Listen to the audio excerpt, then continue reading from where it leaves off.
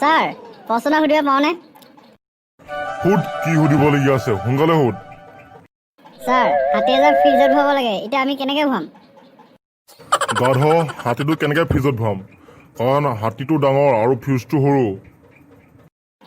ধৰি লওক স্যাৰ ফ্ৰিজটো যেনিবা ডাঙৰ আছিল। তেন্তে হ'লে ফ্ৰিজৰ দুৱাৰখন খুলি হাতীটো ভৰাই দিম ভিতৰত। স্যাৰ আৰু এটা প্ৰশ্ন সুধিব পাওনে? সুধ নলায়ক। স্যাৰ গাধ এটা আমি এতিয়া ফ্ৰিজত কেনেকৈ ভৰাম? ফ্ৰিজটোৰ দুৱাৰখন খুলিম আৰু গাধটো ভৰাই দিম। স্যাৰ ভুল উত্তৰ এইটো।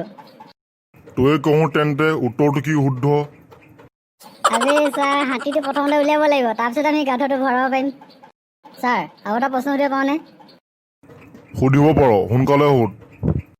স্যাৰ বান্দৰ এটা ভাগৰ যেনে বাৰ্থডে আছিলে, বাৰ্থডে চব জীৱ জন্তু গ'ল, কিন্তু এটা নগ'ল, কিটো নগ'ল বাৰু? সিংহ নগ'লে, কাৰণ যদি সিংহ যোৱা হ'লে গোটেইখিনি জীৱ জন্তুক খাই পেলালেহেঁতেন। স্যাৰ আকৌ ভুল কৰি দিলে আপুনি, ভুল উত্তৰ। তই কচোন শুদ্ধ উত্তৰটো, শুদ্ধ উত্তৰনো কি?